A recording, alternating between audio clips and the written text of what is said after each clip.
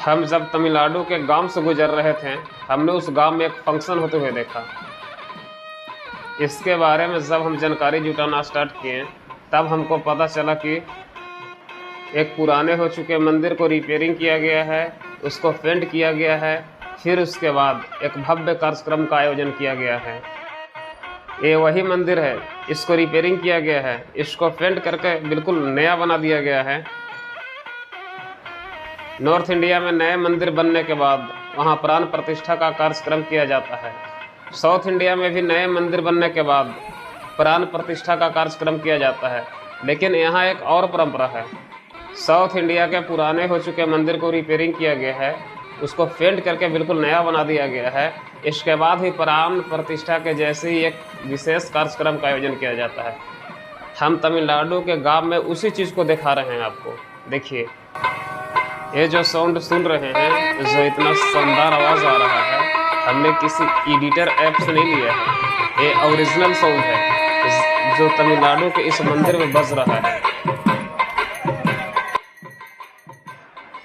ये जो कुछ भी आप देख रहे हैं, ये तमिलनाडु में होने वाले तमिलों का एक परंपरा है जो इस गांव के लोग करवा रहे हैं।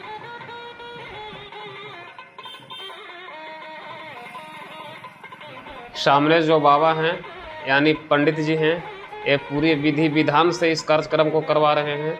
तमिलनाडु में हमने एक बात देखा है यार, कि बेशक यहाँ के लोग कट्टर नहीं हैं नॉर्थ इंडियन के हिंदुओं के जैसा, या यहाँ के मुसलमान भी नॉर्थ इंडिया के मुसलमानों के जैसा कट्टर नहीं है, लेकिन यहाँ पर एक ऐसी धर्म की परंपरा है जो हर लोग करता है, और इतने मन से करता है कि नॉर्थ इंडियन कट्टर होने के बाद भी उतने मन से नहीं करते हैं जितने मन से इन लोग निभाता है।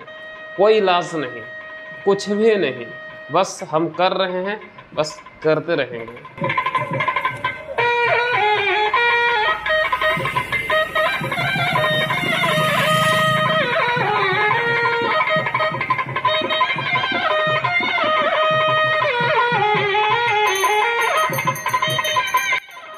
जिस जगह पर ये बाबा पूजा करवा रहे हैं, वहाँ पर इस झंडे को गाड़ा जाएगा, जिस झंडे को महिलाएं लिए हुए हैं।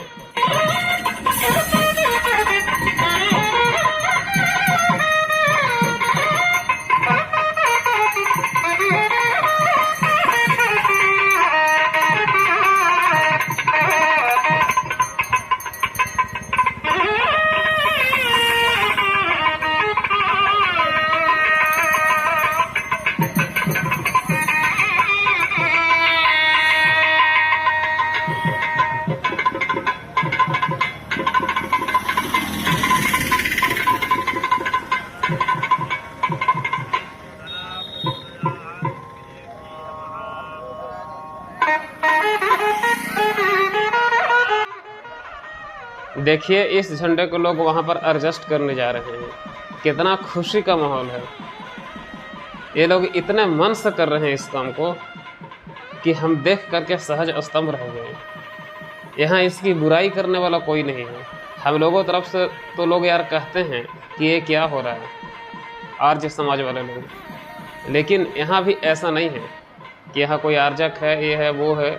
यहाँ केवल व केवल हिंदू धर्म के विशेष परंपराओं को माना जाता है, जो तमिलों की एक अपनी परंपरा है। और तमिलनाडु के लोगों से जब बात करिएगा तो इन लोगों को इस परंपरा पर गर्व है।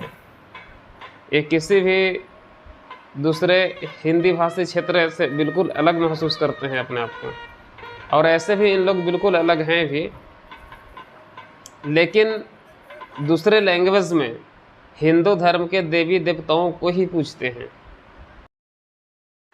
इस मंदिर के आकर्षक देखिए, 2 हाथी, इसके जस्ट बगल में 2 घोड़े, उसके बाद इस मंदिर के वॉचमैन का प्रतिमा, यानी कि देवी देवताओं का भी वॉचमैन होते हैं, उनके प्रतिमा। इसके बाद इस मंदिर के अंदर प्रतिमा है, जो हम नहीं जा सकते हैं उतना अंदर, और उतना अंदर हमें जाना भी नहीं चाहिए, क्योंकि ये लोकल लोग हैं और यहाँ पर आए हुए अच्छा नहीं है किसी के भी दूसरे मंदिर में विदाउट परमिशन एंट्री करना। ये देखिए, मैं वही चीज़ को तो बोल रहा था। देखिए कितना शानदार आकर्षक घोड़ा है। ये लोग जो बैठे हुए हैं वो नाचने गाने वाले हैं। ये देखिए, एक घोड़ा है और इनके वो घुड़सवार हैं। तमिलनाडु में घोड़े बहादुरी का प्रतीक माना जाता है। देखिए, एक और झंडा है, इसे भी कहीं गाड़ा जाएगा।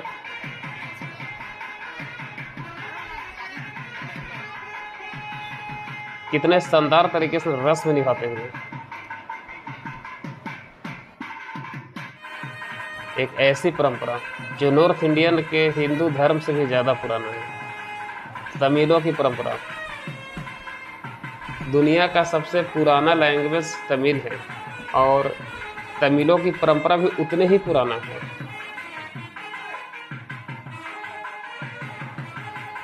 ये अपने परंपराओं में किसी दूसरे लोगों के हस्तक्षेप बर्दाश्त नहीं करते हैं। कहने का मेरा मतलब है कि ये अपने परंपराओं को करते हैं और दूसरों को अगर इसमें इंटरफेयर करे तो ये कुछ भी कर सकते हैं उसको।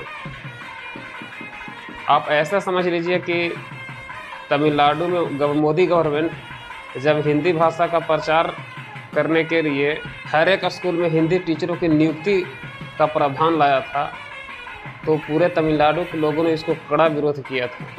कहने का मेरा मतलब है कि हिंदी लोग भाषी के सख्त विरोधी हैं, लेकिन वैसे विरोधी नहीं है कि कोई तमिलनाडु में आया तो लोग उसको बिना मतलब के मारने लगेगा या कुछ करने लगेगा, ऐसा भी नहीं है। इन लोग जितना विरोधी है उतना नम्र भी होते हैं।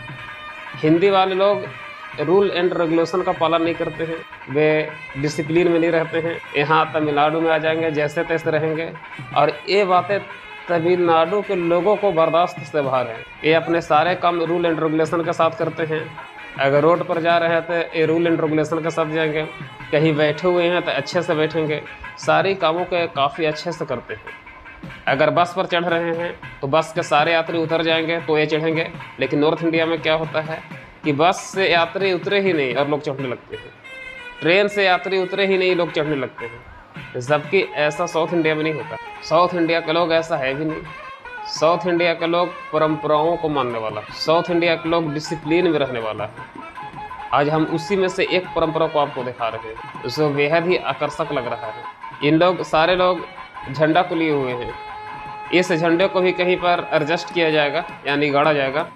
देखते हैं क्या करते हैं ये इनके आगे। तमिलनाडु में भतुआ के बलि देने का प्रथा है। इस भतुआ को बलि दिया जा रहा है। ये भतुआ को जला दिया गया है और उसके बाद ये साइड हो गए हैं। मेरा कैमरा इस साइड में घुमा है, उधर जा करके भतुआ का पटकेंगे और उसके बाद बलि पड़ जाएगा। देखिए, यहाँ पर इस झंडे को एडजस्ट किया जा रहा है। ये झंडा इस बात का प्रमाण है कि इस मंदिर को रिपेयरिंग किया गया है, इस मंदिर में पेंटिंग किया गया है। मतलब नए सिरे से एक प्रकार से प्राण प्रतिष्ठा टाइप का कार्यक्रम होता है। ऐसा नहीं है कि साल में एक बार इस तरह के झंडे यहाँ गाड़े जाते हैं, ऐसा नहीं है। तभी गाड़े जाते हैं जब मंदिर की रिपेयरिंग किया गया हो, बिल्कुल मंदिर को एक नया जीवन मिला हो, तभी ऐसा होता है।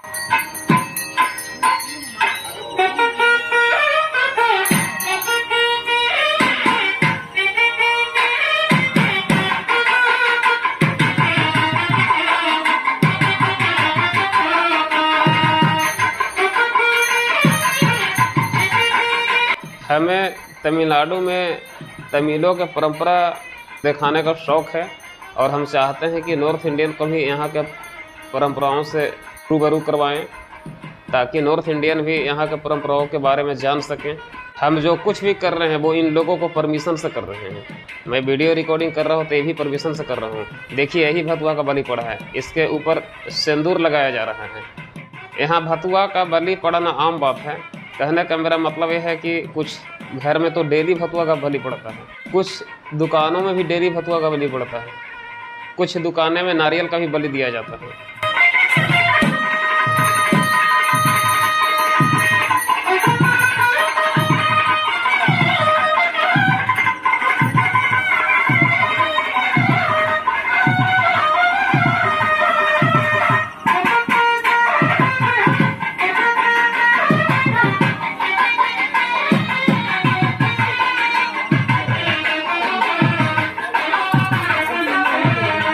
ये दोनों झंडे गड़ चुके हैं।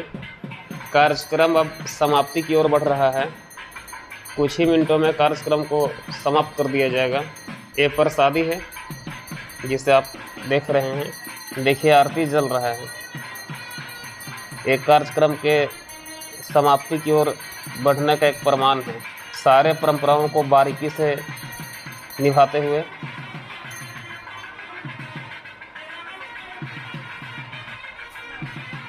अब कुछ लोग मंदिर के अंदर जा रहे हैं, जहां मेन मंदिर का गर्भगृह है।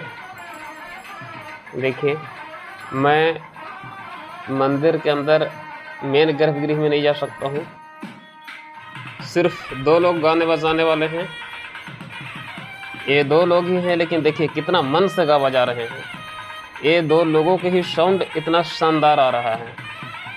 कहने का मतलब ये है कि इन लोग कोई भी काम करते हैं तो काफ़ी मन से करते हैं, चाहे वो पूजा पाठ हो या कहीं काम करना हो, चाहे वो जो काम हो, चाहे खेती हो या कुछ भी हो। कितने शानदार ढंग से इन लोग करते हैं। सारा पारंपरिक कार्यक्रम हो चुका है, सारा पूजा पाठ हो चुका है। सारे लोग फिलहाल मंदिर के अंदर हैं, जहां सारा कार्यक्रम समाप्त हो गया है।